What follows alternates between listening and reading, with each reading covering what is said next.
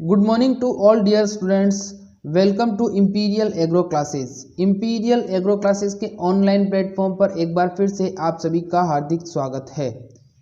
आज बहुत दिनों बाद सुबह की क्लास लगी है, तो कुछ इन्फॉर्मेशन कुछ जानकारी मैं आपको देना चाहता हूं, तो उसको ध्यान से सुनिएगा।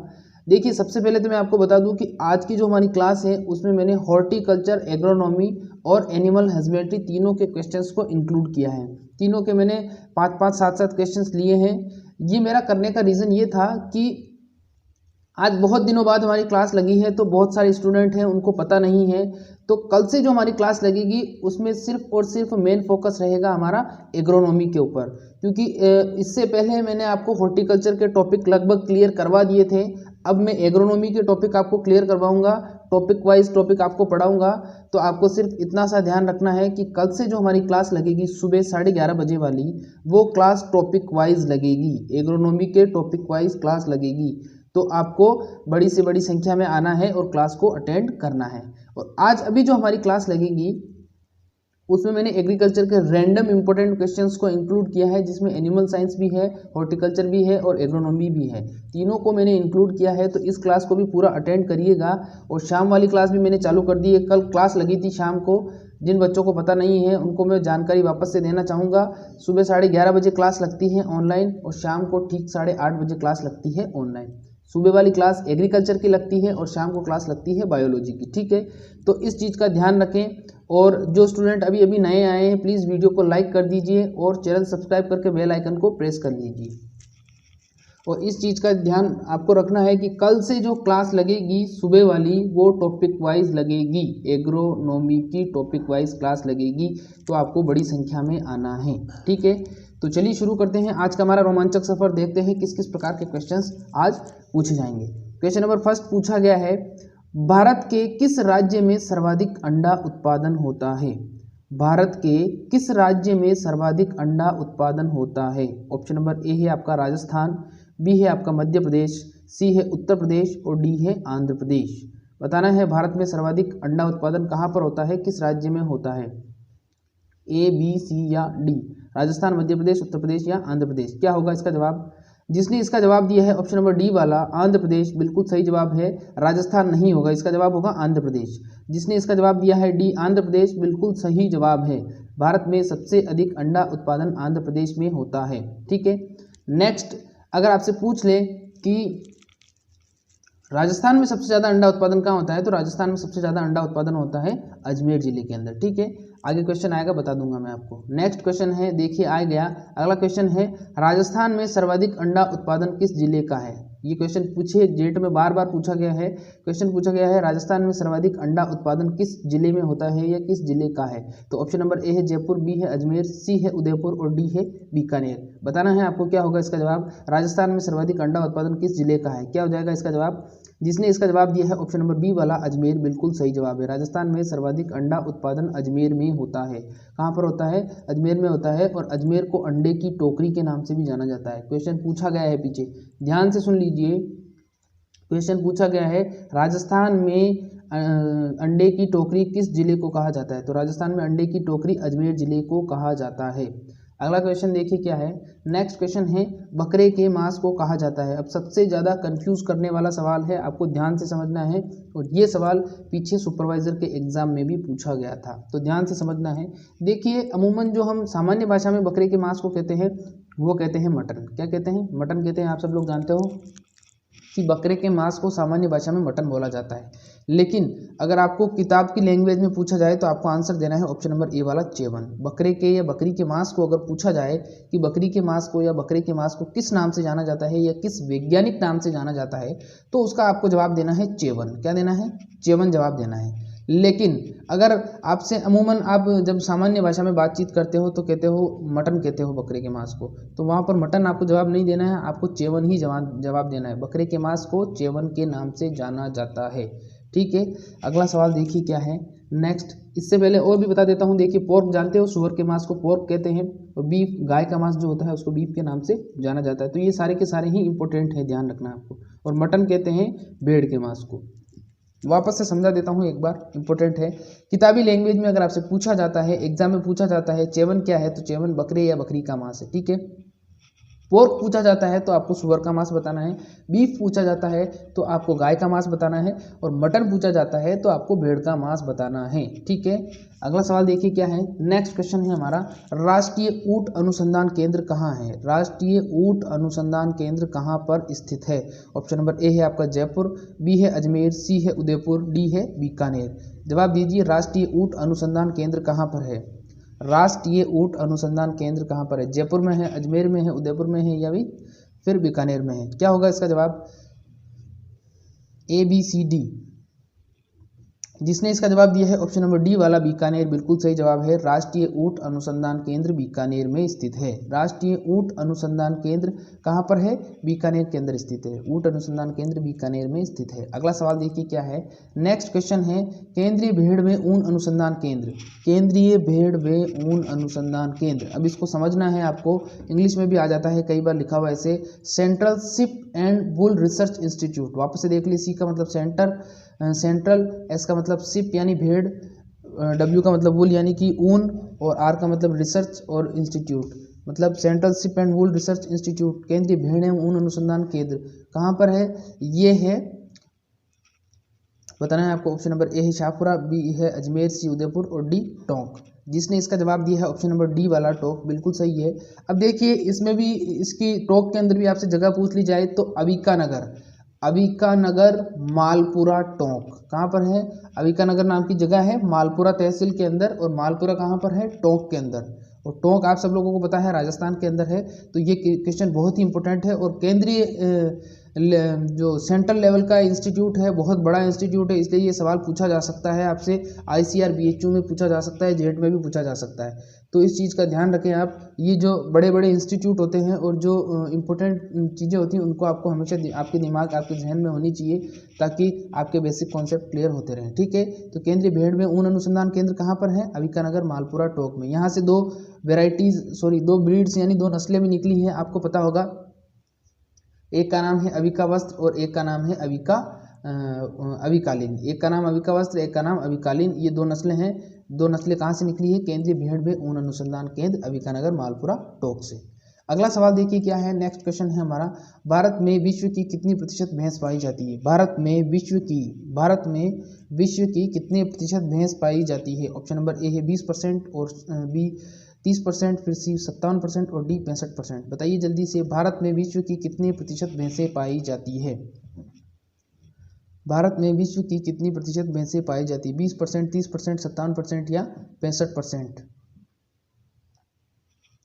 जिसने इसका जवाब दिया है ऑप्शन नंबर सी वाला 57%, बिल्कुल सही जवाब है। भारत में विश्व की कितने प्रतिशत भैंसें पाई जाती है? 57% भैंसें पाई जाती है। और इसके बारे में ये भी कहा जाता है कि विश्व में सबसे अधिक या सबसे अच्छी नस्ल की जो भैंसें पाई जाती है वो भी भारत में पाई जाती है, और सबसे अच्छी नस्ल की गाय पाई जाती है वो भी भारत में पाई जाती है।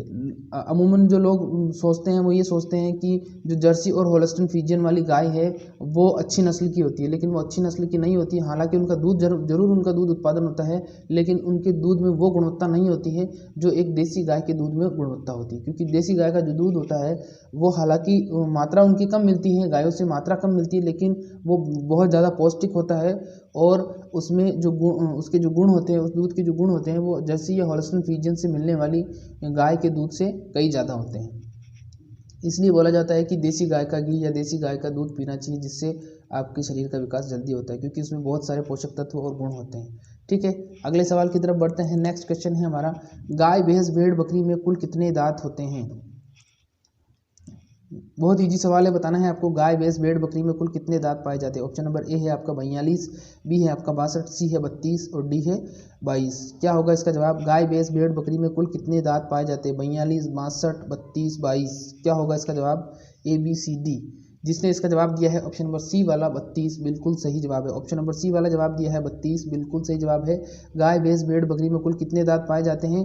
गाय, भैंस, भेड़, बकरी में 32 यानी कि 32 दांत पाए जाते हैं। मनुष्य में भी 32 दांत पाए जाते हैं। और देखिए एक चीज़ और बता देता हूँ, अगर दांतों से रिलेटेड एक सवाल तो आपको जरूर पूछा जाएगा। आपके जेट ICR BHU में दांतों से रिलेटेड एक सवाल जरूर पूछा जाएगा कि बकरी में कौन से दांत अनुपस्थित होते हैं, या गाय भैंस भेड़ बकरी में कौन से दांत अनुपस्थित होते हैं, कौन से उपस्थित होते हैं, या दंत सूत्र क्या है, या कुल कितने दांत हैं। बिल्कुल एक सवाल जरूर पूछा जाएगा, सुपरवाइजर में भी पूछा गया था। तो आपको अच्छे से तैयारी करनी है। ये मान के चलिए कि ये आपकी जेट की तैयारी तो हो रही है, जेट के अलावा ये आपकी सुपरवाइज़र की तैयारी भी हो रही है, साथ के साथ सुपरवाइज़र की तैयारी भी हो रही है। तो इसको तैयारी को थोड़ा सीरियस लीजिए और एग्रीकल्चर को ज़्यादा से ज़्यादा मजबूत बनाइए, क्योंकि सुपरवाइज़र के एग्ज़ाम में अभी आपको पता होगा, अभी जस्ट 5-6 दिन पहले सुपरवाइज़र को ज्वाइनिंग मिल चुकी है, और जो सुपरवाइज़र का एग्ज़ाम है अब वापस से आने वाला है, एग्ज़ाम होगा। तो अपनी तैयारी को अभी से मजबूत करिए और एग्रीकल्चर को मजबूत करिए, क्योंकि आप लोगों को पता है कि 100 में से 60 सवाल तो सिर्फ और सिर्फ एग्रीकल्चर के ही पूछे जाएंगे। ठीक है, अगला सवाल देखिए क्या है। नेक्स्ट क्वेश्चन है, दूध दोहन की सर्वोत्तम विधि है, दूध दोहन की सर्वोत्तम विधि मानी जाती है। ऑप्शन नंबर ए है आपका पूर्ण हस्त विधि, ऑप्शन नंबर बी है अंगूठा दबाकर, सी है चुटकी विधि, और डी है कोई नहीं। बताइए जल्दी से क्या होगा इसका जवाब। दूध दोहने की सर्वोत्तम विधि कौन सी है, दूध दोहने की सर्वोत्तम विधि कौन सी मानी जाती है। पूर्ण हस्त विधि, अंगूठा दबाकर, चुटकी विधि, या फिर कोई नहीं। दूध दोहने की सर्वोत्तम विधि कौन सी मानी जाती है, जवाब देना है आपको। जिसने इसका जवाब दिया है दूध दोहने की सर्वोत्तम विधि का, जिसने जवाब दिया है ऑप्शन नंबर ए वाला पूर्ण हस्त विधि, बिल्कुल सही जवाब है। अब देखिए इस कॉन्सेप्ट को हमें समझना है। क्या होता है, देखिए जिन पशुओं के थन छोटे होते हैं, जैसे जो भेड़ होती है उसके थन बहुत छोटे होते हैं, तो उसको हम चुटकी विधि से उसका दूध निकालते हैं। किस विधि से निकालते हैं, चुटकी विधि से उसका दूध निकालते हैं। लेकिन जिन पशुओं के थन बड़े होते हैं, जैसे गाय या भैंस या बकरी, मान लो बकरी के भी बड़े होते हैं थोड़े, तो उनका जो हम दूध निकालते हैं वो हम निकालते हैं पूर्ण हस्त विधि से। पूर्ण हस्त विधि का मतलब फुल हैंड मेथड, पूरे हाथ से उसको पकड़ते हैं थन को और दूध निकालते हैं। लेकिन अपने गांवों में जो विधि अपनाई जाती है वो अपनाई जाती है अंगूठा दबाकर विधि। उसमें क्या करते हैं हम, उसमें हम अंगूठे को दबाते हैं, थन को अंगूठे के और उंगलियों के बीच में लाते हैं और दबाते हैं और फिर दूध निकालते हैं। ये एक दोषपूर्ण विधि मानी जाती है, लेकिन हमारे जो गाँव हैं, गाँवों में सब में यही विधि अपनाई जाती है। लेकिन आपको अगर पूछ लिया जाए कि सबसे सर्वोत्तम विधि कौन सी है, तो पूर्ण हस्त विधि ही आपको जवाब देना है। अगला सवाल देखिए क्या है। नेक्स्ट क्वेश्चन है, पशुओं में दो मध्यकाल के मध्य का समय कहलाता है। ऑप्शन नंबर ए है आपका प्रवयस्कता, ऑप्शन बी है मध्यचक्र, सी है मध्यकाल, और डी है कोई नहीं। जवाब देना है आपको। पशु में दो मध्यकाल के मध्य का समय कहलाता है, पशुओं में दो मध्यकाल के मध्य का समय कहलाता है। क्या कहलाता है, प्रवयस्कता, मध्यचक्र, मध्यकाल, या कोई नहीं।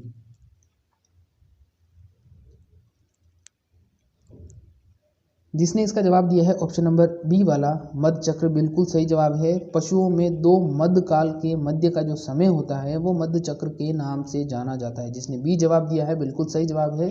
पशुओं में दो मध्यकाल के मध्य का समय मध्यचक्र के नाम से जाना जाता है। ये बहुत ही इंपॉर्टेंट क्वेश्चन है, बार बार पूछा जाता है। बहुत ही इंपॉर्टेंट क्वेश्चन है, बार बार पूछा जाता है। पशुओं में दो मध्यकाल के मध्य का समय क्या कहलाता है, जवाब देना है आपको मध्यचक्र कहलाता है। जेट में कई बार आया हुआ है ये सवाल। अगला सवाल देखिए, ये दोनों अब ये सवाल और इससे आगे वाला सवाल, एक तो ये वाला सवाल और एक इससे आगे वाला सवाल, ये भी बार बार जेट में पूछे गए हैं। क्वेश्चन नंबर क्या है देखिए। क्वेश्चन पूछा गया है कि गाय का गर्भकाल कितने दिन का होता है। गाय का गर्भकाल यानी कि गाय जो होती है उसके गर्भ में जो बच्चा होता है वो कितने दिन तक रहता है, सवाल ये पूछना चाह रहा था। ऑप्शन नंबर ए है आपका 280 दिन, बी है 310 दिन, सी है 150 दिन, और डी है 180 दिन। बताइए जल्दी से, गाय का गर्भकाल कितने दिन का होता है, गाय का गर्भकाल कितने दिन का होता है। 280 दिन। जिसने इसका जवाब दिया है 310 दिन, बिल्कुल सही जवाब है। गाय का गर्भकाल कितने दिन का होता है, 310 दिन का, सॉरी, गाय का गर्भकाल 280 दिन का होता है। गाय का गर्भकाल 280 दिन का होता है।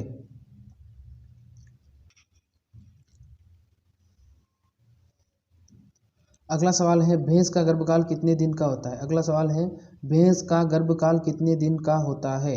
ऑप्शन नंबर ए है आपका 280 दिन, बी है 310 दिन, सी 150 दिन और डी है 180 दिन। बताना है आपको भैंस का गर्भकाल। भैंस का गर्भकाल अभी मैंने जस्ट बताया, गाय का गर्भकाल 280 दिन का होता है और भैंस का गर्भकाल कितना हो जाएगा 310 दिन का। तो ध्यान रखना, भैंस का गर्भकाल 310 दिन का और गाय का गर्भकाल 280 दिन का। ये दोनों ही सवाल बहुत ही ज़्यादा इंपॉर्टेंट हैं, ये दोनों ही सवाल बहुत ही ज़्यादा इंपॉर्टेंट हैं, एग्ज़ाम में बार बार पूछे जाते हैं। ठीक है, ध्यान रखना है आपको, एग्जाम में बार बार पूछे जाते हैं। जेट ICAR BHU कोई सा ही एग्जाम हो, बार बार ये सवाल पूछे जाते हैं, इसलिए इन दोनों को ध्यान करना, क्योंकि ये कंफ्यूज हो जाते हैं, कंफ्यूज करने वाले सवाल हैं। आपको वहाँ पर भैंस का पूछेगा, आप गाय का कर दोगे 280 दिन, या आपको गाय का पूछेगा भैंस का कर दोगे 310 दिन। इसीलिए ये बार बार पूछा जाता है, क्योंकि कंफ्यूज हो जाते हैं। अब आपको ध्यान रखना है कि भैंस का होता है 310 दिन और गाय का होता है 280 दिन, और ये सवाल वापस से आएगा, इसको अच्छे तरीके से याद कर लेना। अगला सवाल देखिए क्या है, नेक्स्ट क्वेश्चन है, निम्न में से गाय की दुधारू नस्ल है। निम्न में से गाय की दुधारू का मतलब ज़्यादा दूध देने वाली नस्ल है। ऑप्शन नंबर ए है आपका साहिवाल, बी है थारपारकर, सी है अंगोल और डी है मेवाती। क्या होगा इसका जवाब, निम्न में से गाय की दुधारू नस्ल है, दूध देने वाली दुधारू नस्ल है, क्या होगा। ऑप्शन नंबर ए, बी, सी या डी, मेवाती, अंगोल, थारपारकर या साहिवाल। जिसने इसका जवाब दिया है साहिवाल, बिल्कुल सही जवाब है। गाय की दुधारू नस्ल कौन सी हो जाएगी, गाय की दुधारू नस्ल हो जाएगी साहिवाल। साहिवाल गाय जो होती है वो एक दुधारू नस्ल मानी जाती है, और साहिवाल गाय का दूध सबसे मीठा होता है। क्वेश्चन पूछा गया है पीछे कि निम्न में से कौन सी गाय का दूध सबसे मीठा होता है, तो साहिवाल गाय का दूध सबसे मीठा माना जाता है। क्यों, क्योंकि इसमें लैक्टोज की मात्रा ज़्यादा होती है, और लैक्टोज दूध का कार्बोहाइड्रेट होता है, और जब कार्बोहाइड्रेट ज़्यादा होगा, लैक्टोज ज़्यादा होगा, तो दूध ज़्यादा मीठा लगेगा। मतलब मीठे का मतलब ये नहीं है कि जैसे चीनी डाल के जो मीठा करते हैं उतना मीठा नहीं, लेकिन जब कच्चा दूध हम पीते हैं, चाहे किसी भी गाय का या किसी भी भैंस का पियो, हल्का मीठापन लिए हुए होता है। वो हल्का मीठापन किस लिए होता है, दूध में उपस्थित लैक्टोज जो कार्बोहाइड्रेट होता है उसके कारण होता है। ठीक है, तो आपसे पूछ ले अगर कि दूध का हल्का मीठापन किसके कारण होता है, कच्चा होगा तभी मीठा लगेगा, उसको जब हम गर्म कर लेते हैं तो उसके बाद में नहीं लगता है वो। तो जब कच्चा होता है और तब हम दूध पी के देखते हैं तो वो दूध जो मीठा लगता है वो लैक्टोज के कारण लगता है। और लैक्टोज क्या होता है, लैक्टोज दूध का कार्बोहाइड्रेट होता है। तो ये बिल्कुल बेसिक कॉन्सेप्ट है, क्लियर कर लेना आप। तो अगला जो सवाल है वो क्या है, नेक्स्ट ये सवाल हो गया कि गाय की दुधारू नस्ल कौन सी है, साहिवाल है। अगला सवाल देखिए क्या है, नेक्स्ट क्वेश्चन है, निम्न में से सर्वाधिक दूध देने वाली भैंस की नस्ल है। निम्न में से सर्वाधिक दूध देने वाली भैंस की नस्ल बतानी है आपको। ऑप्शन नंबर ए है आपका साहिवाल, बी है थारपारकर, सी है नागौरी और डी है मुर्रा। क्या होगा इसका जवाब, निम्न में से सर्वाधिक दूध देने वाली भैंस की नस्ल साहिवाल, थारपारकर, नागौरी या मुर्रा। सर्वाधिक दूध देने वाली भैंस की नस्ल साहिवाल, थारपारकर, नागौरी या मुर्रा। क्या होगा इसका जवाब, जवाब दीजिए जल्दी से, साहिवाल, थारपारकर, नागौरी या मुर्रा। देखिए यहाँ पर पूछा गया सर्वाधिक दूध देने वाली भैंस की नस्ल, जिसने इसका जवाब दिया है ऑप्शन नंबर डी वाला मुर्रा, बिल्कुल सही जवाब है। सर्वाधिक दूध देने वाली भैंस की नस्ल कौन सी होती है, सर्वाधिक दूध देने वाली भैंस की नस्ल मुर्रा को माना जाता है। किसको माना जाता है, मुर्रा को माना जाता है। अगला सवाल देखिए क्या है, देखिए मुर्रा के बारे में एक चीज़ और कही जाती है कि इसके जो सींग होते हैं वो जलेबी के आकार के होते हैं। इसके ऊपर एक दिया गया है नागौरी। अब आपको पता होना चाहिए कि कृषि कार्य के लिए और सबसे अधिक तेज दौड़ने वाले बैल, कृषि कार्य के लिए और सबसे अधिक तेज दौड़ने वाले बैल किस नस्ल के होते हैं, तो वो नस्ल होती है आपकी नागौरी नस्ल। नागौरी नस्ल के बैल जो होते हैं सबसे अधिक तेज दौड़ने वाले और कृषि कार्य करने वाले होते हैं। इंपॉर्टेंट क्वेश्चन है, पीछे पूछा गया है, वापस से आ सकता है। अगला सवाल देखिए क्या है, नेक्स्ट क्वेश्चन है, निम्न में से सर्वाधिक दूध देने वाली गाय की नस्ल है। अब यहाँ पर पूछा गया है सर्वाधिक दूध देने वाली गाय की नस्ल बताना है आपको। यहाँ पर क्या था, सर्वाधिक दूध देने वाली भैंस की नस्ल, तो भैंस की नस्ल में मुर्रा था। अब यहाँ पर पूछा गया है सर्वाधिक दूध देने वाली गाय की नस्ल, तो ऑप्शन नंबर ए है आपका जर्सी, बी है थारपारकर, सी है हॉलस्टीन फ्रीजियन और डी है मुर्रा। तो आप सब लोगों को पता है कि मुर्रा तो एक भैंस की नस्ल है, तो ये तो होगा नहीं। फिर जर्सी, थारपारकर, हॉलस्टीन फ्रीजियन, इनमें से बताना है आपको क्या होगा। तो जिसने इसका जवाब ए दिया है उनका गलत है, और जिसने इसका जवाब दिया है होल्स्टीन फ्रीजियन यानी कि सी बिल्कुल सही जवाब है। जो सबसे अधिक दूध देती है वो नस्ल होती है होल्स्टीन फ्रीजियन, और इसके दूध में जो वसा होती है वो 4 से 4.5% होती है, और जो जर्सी होती है वो होल्स्टीन फ्रीजियन से थोड़ा कम दूध देती है, लेकिन इसके दूध में जो वसा होती है वो वसा होती है लगभग 6% के समथिंग। कितनी होती है? 6% के समथिंग वसा होती है। तो इस चीज़ का ध्यान रखें आप। इसी प्रकार के क्वेश्चंस आपसे बार बार पूछे जाएंगे और कंफ्यूज करने वाले होंगे, ठीक है। अब ध्यान रखना कि सर्वाधिक दूध देने वाली गाय पूछ ले तो सर्वाधिक दूध देने वाली गाय होल्स्टीन फ्रीजियन, इसके अंदर वसा पूछ ले तो 4%, इसके बाद में दूसरी गाय कौन सी है? जर्सी है, इसके अंदर वसा पूछ ले तो 6%, ठीक है। और मुर्रा तो भैंस है, और मुर्रा भैंस का दूध उत्पादन भैंसों में सर्वाधिक होता है। अगला सवाल देखिए क्या है। नेक्स्ट क्वेश्चन है, निम्न में से सर्वाधिक वसा किस नस्ल के दूध में होती है? क्वेश्चन क्या पूछा गया है? निम्न में से सर्वाधिक वसा किस नस्ल के दूध में होती है? ऑप्शन नंबर ए है मुर्रा नस्ल में, भदावरी में, सूरती में, या फिर जाफराबादी में। क्या होगा इसका जवाब? निम्न में से सर्वाधिक वसा किस नस्ल के दूध में होती है? मुर्रा, भदावरी, सूरती या फिर जाफराबादी। जिसने इसका जवाब दिया है ऑप्शन नंबर बी वाला भदावरी बिल्कुल सही जवाब है। जो भदावरी नस्ल की भैंस होती है उसके दूध में जो वसा पाई जाती है वो वसा पाई जाती है 13%। कितने प्रतिशत पाई जाती है? लगभग 13% वसा पाई जाती है। भदावरी जो भैंस होती है उसके दूध में लगभग 13% तक वसा पाई जाती है। और इस भैंस का अगर उत्पत्ति स्थान पूछ ले तो उत्तर प्रदेश का भदावर क्षेत्र, उत्तर प्रदेश का भदावर क्षेत्र भदावरी नस्ल की भैंस का उत्पत्ति स्थान माना जाता है। ये सवाल पीछे पूछा गया है, इस बार भी पूछा जा सकता है, आ सकता है, ठीक है। तो भदावरी नस्ल में क्या होता है? सर्वाधिक दूध वसा पाई जाती है, 13% वसा पाई जाती है। उत्तर प्रदेश का भदावर क्षेत्र इस नस्ल का उत्पत्ति स्थान या वितरण माना जाता है। Is that clear? इतना क्लियर हो गया? अगले सवाल की तरफ बढ़ते हैं। नेक्स्ट क्वेश्चन है हमारा, निम्न में से जलेबी के आकार के सींग, जलेबी के आकार के सींग, निम्न में से जलेबी के आकार के सींग किसके होते हैं? मुर्रा के, भदावरी के, सूरती के या फिर जाफराबादी के? जवाब देना है आपको। निम्न में से जलेबी के आकार के सींग मुर्रा के, भदावरी के, सूरती के या फिर जाफराबादी के? क्या होगा इसका जवाब? ए, बी, सी या डी? पूछा गया है जलेबी के आकार के सींग, तो जलेबी के आकार के सींग मुर्रा नस्ल के होते हैं। किसके होते हैं? मुर्रा नस्ल के होते हैं। जलेबी के आकार के सींग मुर्रा नस्ल के होते हैं। निम्न में से जलेबी के आकार के सींग, तो आपको जवाब देना है मुर्रा नस्ल के सींग जलेबी के आकार के होते हैं। अगला सवाल देखिए क्या है। नेक्स्ट क्वेश्चन है हमारा, अगला सवाल है, भैंस की किस नस्ल के रंग तांबे जैसा लाल होता है? क्वेश्चन पूछा गया है, भैंस की किस नस्ल के रंग तांबे जैसा लाल होता है? ऑप्शन नंबर ए है आपका मुर्रा, बी है राठी, सी है हरियाणा, डी है भदावरी। क्या होगा? भैंस की किस नस्ल का रंग तांबे जैसा लाल होता है? मुर्रा, राठी, हरियाणा या भदावरी? बहुत ही इंपॉर्टेंट क्वेश्चन है बच्चों, जवाब दीजिए क्या होगा इसका जवाब? भैंस की किस नस्ल का रंग तांबे जैसा लाल होता है? जिसने इसका जवाब दिया है, जिसने इसका जवाब दिया है ऑप्शन नंबर ए वाला मुर्रा बिल्कुल सही जवाब। भैंस की किस नस्ल का रंग तांबे जैसा लाल होता है?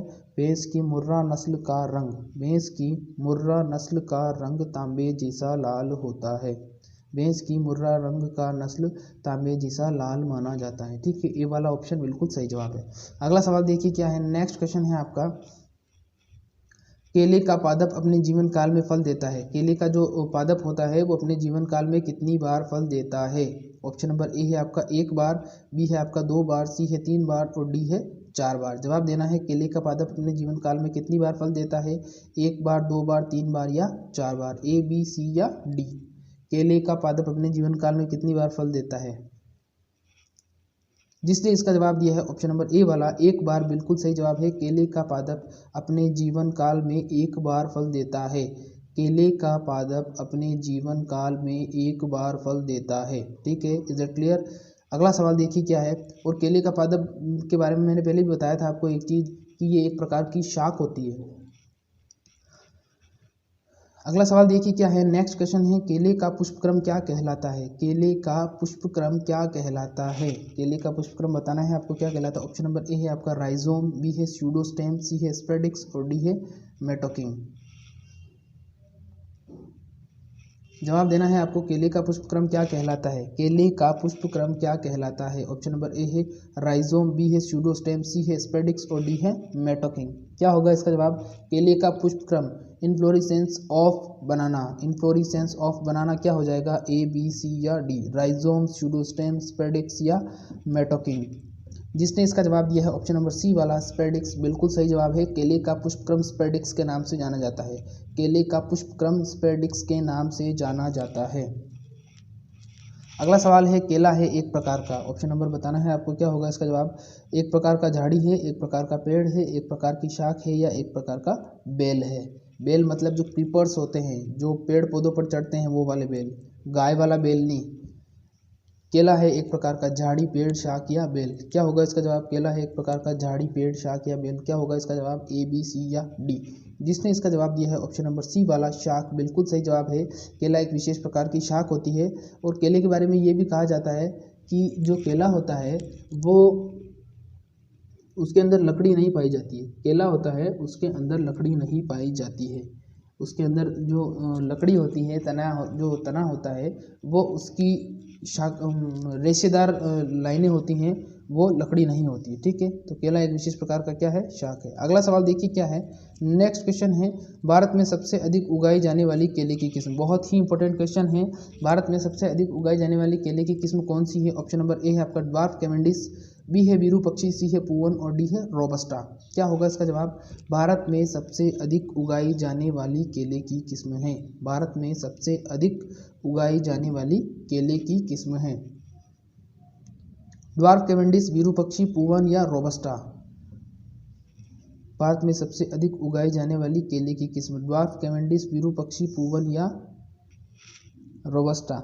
जिसने इसका जवाब दिया है ऑप्शन नंबर ए वाला ड्वार्फ कैवेंडिश, बिल्कुल सही जवाब है। भारत में सबसे अधिक उगाई जाने वाली केले की किस्म है ड्वार्फ कैवेंडिश। भारत में सबसे अधिक उगाई जाने वाली केले की किस्म कौन सी है? Dwarf Cavendish. अगला सवाल देखिए क्या है। नेक्स्ट क्वेश्चन है, धान के खेत में कौन सी गैस निकलती है? धान के खेत में कौन सी गैस निकलती है? ऑप्शन नंबर ए है आपका मेथेन, बी है आपका एथेन, सी है प्रोपेन और डी है इनमें से कोई नहीं। जवाब देना है, धान के खेत में कौन सी गैस निकलती है। बहुत ही इंपॉर्टेंट क्वेश्चन है, बार बार पूछा जाता है। जिसने इसका जवाब दिया है धान के खेत में मेथेन गैस, बिल्कुल सही जवाब है। धान के खेत में कौन सी गैस निकलती है? मेथेन गैस निकलती है। अब इसको थोड़ा ध्यान से समझिए। देखिए, कभी कभी सवाल आपसे पूछा जाता है कि सड़ी हुई मछली की गंध किस प्रकार के खेत से या किस फसल के खेत से आती है, तो उसका भी जवाब क्या होगा? धान के खेत से। अब सड़ी हुई मछली और मेथेन दोनों में से किसको सही माने? तो देखिए, जो सड़ी हुई मछली की जो गंध होती है वो मेथेन गैस की तरह ही होती है। बिल्कुल सड़ी हुई मछली की गंध होती है वो मेथेन गैस की तरह ही होती है।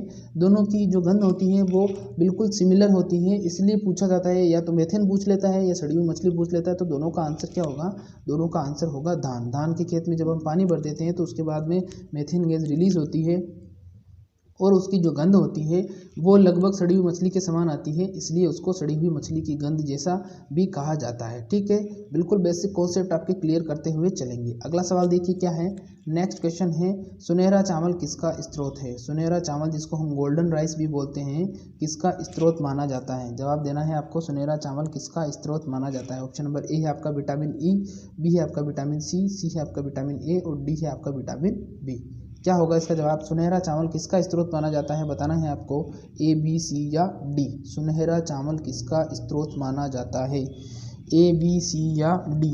ई, सी, ए, बी? क्या होगा इसका जवाब? जिसने इसका जवाब दिया है ऑप्शन नंबर सी वाला विटामिन ए, बिल्कुल सही जवाब है। सुनहरा चावल जो होता है वो विटामिन ए का सबसे अच्छा स्रोत माना जाता है और विटामिन ए के अंदर बीटा कैरोटीन पाई जाती है। क्या पाई जाती है? बीटा कैरोटीन पाई जाती है।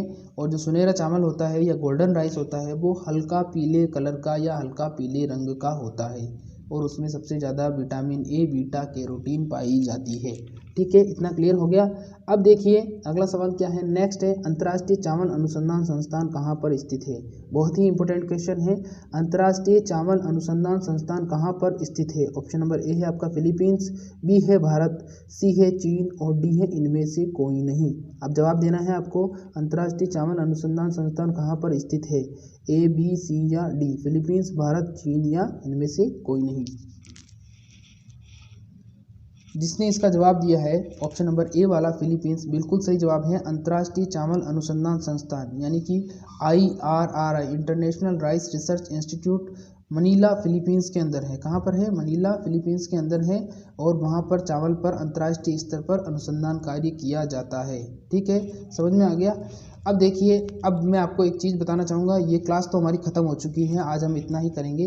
अब कल जो आपकी क्लास होगी वो आपकी क्लास लगेगी सस्य विज्ञान की, कल ठीक 11:30 बजे। डिले नहीं होगा, टेंशन मतलब डिले नहीं होगी आपकी क्लास। सस्य विज्ञान की क्लास लगेगी, क्लास नंबर फर्स्ट होगी, कल टॉपिक वाइज लगेगी और युद्धाभ्यास चलेगा अपना, है ना, युद्धाभ्यास चलेगा। और मैं आपको टोटल ऐसी कितनी क्लासेस प्रोवाइड करवाऊंगा? 35 क्लासेस प्रोवाइड करवाऊंगा, बिल्कुल फ्री, कोई कॉस्ट नहीं है उसका। ठीक है, तो कल क्लास 1 लगेगी और 35 क्लासेस तक लगेगी आपकी कंटिन्यू, नो संडे नो छुट्टी, कुछ भी नहीं है। 35 क्लासेस तक लगेगी। इसमें आपको एग्रीकल्चर के एग्रोनॉमी के क्वेश्चंस में पूरे के पूरे कंप्लीट करवाने की कोशिश करूंगा और आपको भी अपनी जो कंटिन्यूटी है उसको बनाए रखना है। कंटिन्यू आपको क्लास के अंदर आना है और क्लास को अटेंड करना है। ठीक है, तो मैं उम्मीद करता हूँ कि आप कल आओगे। आज तो क्योंकि पहली बार क्लास लगी है 15-20 दिन से, इसलिए बच्चों को पता भी नहीं है, इसलिए बहुत सारे बच्चे अब धीरे धीरे आएंगे। तो अब जैसे जैसे ये क्लास ख़त्म हो गई है, अब जैसे जैसे आप इसको शेयर करोगे तो सब तक इन्फॉर्मेशन पहुंच जाएगी। तो आपसे फिर मैं कहना चाहूँगा कि प्लीज़ वीडियो को लाइक करना, चैनल सब्सक्राइब करना और इस वीडियो के नीचे कमेंट करके ज़रूर बताना ये क्लास कैसी लगी और कल की क्लास के लिए आप तैयार हो या नहीं हो ये भी मुझे बताना। ठीक है, और शेयर तो करना भूलना मत, इसको शेयर जरूर करना है। और मिलेंगे शाम को ठीक 8:30 बजे। तब तक के लिए नमस्कार, खुश रहिए, मस्त रहिए, हंसते रहिए, पढ़ाई करते रहिए, लेकिन घर पर ही रहिए क्योंकि बाहर तो कोरोना है। धन्यवाद।